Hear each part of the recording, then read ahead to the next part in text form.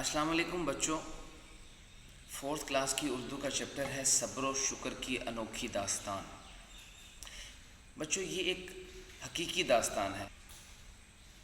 7 بہن بھائی تھے جن میں جو صادقہ نام کی ایک عورت جس کے اوپر یہ کہانی لکھی ہوئی ہے لڑکی، وہ 5ویں نمبر پر تھی.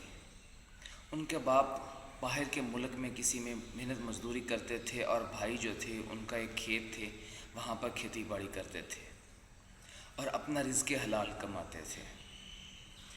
گھر ان کا کیسا تھا؟ سادہ گھر تھا، کچا صحن تھا. گھر کے درمیان میں ایک نیم کا درخت تھا. زیادہ تر وقت اس کے نیچے گزرتا. بہن بھائیوں کے اندر اتنا پیار تھا کہ گھنٹوں گھنٹوں وہ آپس میں بیٹھ کر باتیں کرتے رہتے ہوتے تھے.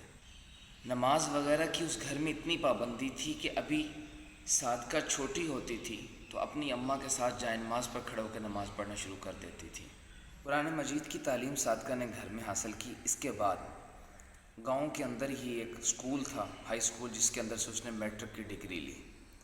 اس کے بعد ساتھ والے گاؤں فاضلہ کا کورس کیا. جیسے ہی کورس مکمل ہوا اسی درس کے اندر وہ معلمہ بن گئی. آنکھیں موٹی، رنگ سانولا، قد لمبا. جوانی کی عمر کو پہنچی تو ماں باپ کو اس کے رشتے کی فکر لگی. آخرکار ایک جاننے والوں نے ان سے رشتہ مانگا. کہ گھر والے تو اس رشتے پر نہیں مانے، لیکن اس کے بہنوئی نے کہا کہ میں اس رشتے پر سب کو راضی کر لوں گا. وہ اپنی بہن سے ملنے کے لیے صادقہ فیصل آباد آئی تو اسی رات اس کے پیٹ میں شدید درد ہوا اور درد اتنا تھا کہ وہ ساری رات اس درد کو لے کر جاگتی رہی اور کبھی چہل قدمی کرتی رہی، چلتی پھرتی رہی. صبح ہوئی تو اس کی بہن اور بہنوئی اس کو اٹھا کر الائڈ ہاسپٹل فیصل آباد میں لے گئے.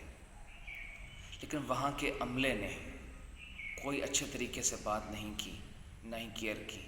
تو پرائیویٹ ایک ہاسپٹل ہے، پینم ہاسپٹل، وہاں پہ لے گئے. تو انہوں نے الٹرا ساؤنڈ وغیرہ کیے اور کہا کہ اس کے پیٹ کے اندر ایک شدید قسم کی رسولی ہے، اس کا فوری آپریشن کرنا ہوگا.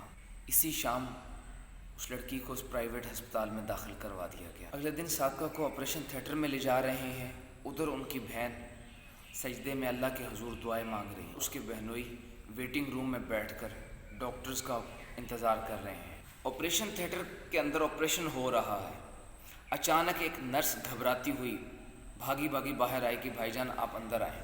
صادقہ کے بہنوئی اندر گئے. جا کے دیکھا تو جا کے دیکھتے ہی ان کا دل دھک دھک کرنا شروع ہو گیا کہ دیکھا کہ اس کا سارا پیٹ کھلا ہوا ہے اور ڈاکٹر نے یہ بتایا کہ اس کو شدید قسم کا کینسر لاحق ہے اور وہ کینسر اس کے دل، پھیپھڑے، گردے ہر جگہ میں تک پہنچ چکا ہے.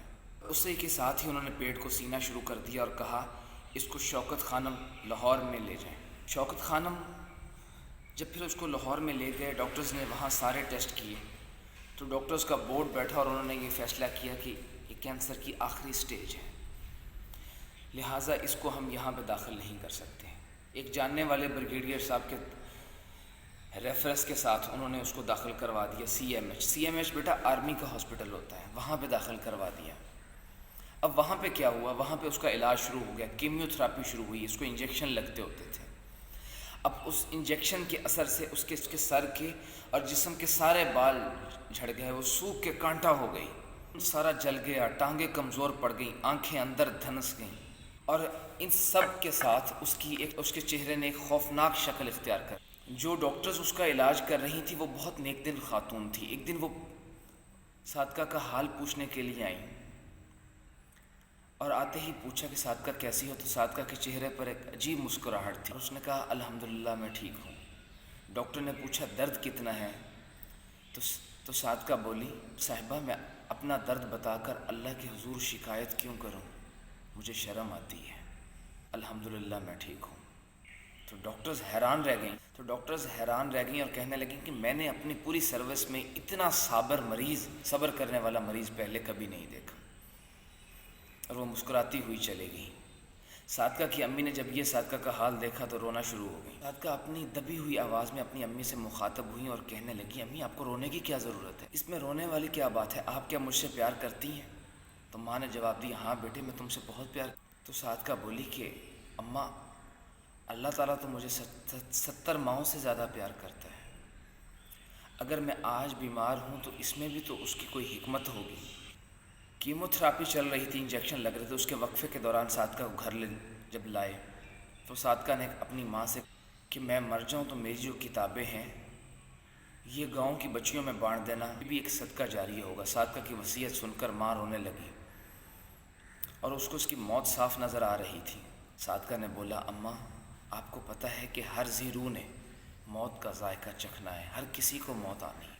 اگر میرا وقت آ گیا تو مجھے اس کی کوئی پرواہ نہیں اور کوئی پریشانی نہیں۔ اماں میں آپ کے آنسو نہیں دیکھنا چاہتی، یہ آنسو سوائے اللہ کے خوف میں آپ صلی اللہ علیہ وسلم کی محبت کے علاوہ نہیں بہنے چاہیے۔ اور پھر ماں کا ہاتھ پکڑ کے چوم لیا۔ دوسری مرتبہ جب حالت زیادہ خراب ہوئی پھر سی ایم ایچ ڈاکٹر کے پاس لے گئے، وہی ڈاکٹر، اور وہ دور سے دیکھ کر میڈیکل عملے کو بتا رہی تھی کہ میں نے اس سے زیادہ صبر کرنے والی لڑکی کہیں نہیں دیکھی، کہ جس نے 2 سال کینسر کے خلاف جنگ لڑی اور پھر بھی صبر کے دامن کو نہ چھوڑا۔ سرکار 15ویں شعبان کا چاند طلوع ہو گیا، 15ویں شعبان کی رات شروع ہو گئی۔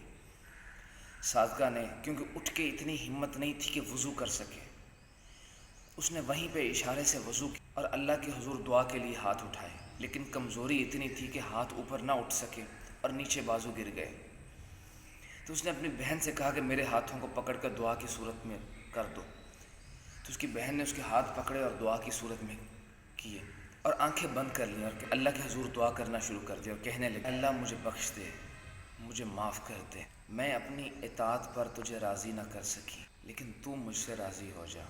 اور پھر کلمہ پڑھا اور اس کی جان نکل گئی۔ بیٹا اس کہانی سے ہمیں یہ سبق ملتا ہے کہ جو بھی ہمیں بیماری اور تکلیف آتی ہے وہ اللہ کی طرف سے آتی ہے اور ہمیں ہر حال میں صبر کا دامن نہیں چھوڑنا چاہیے، اللہ سے گلہ اور شکوہ نہیں کرنا چاہیے۔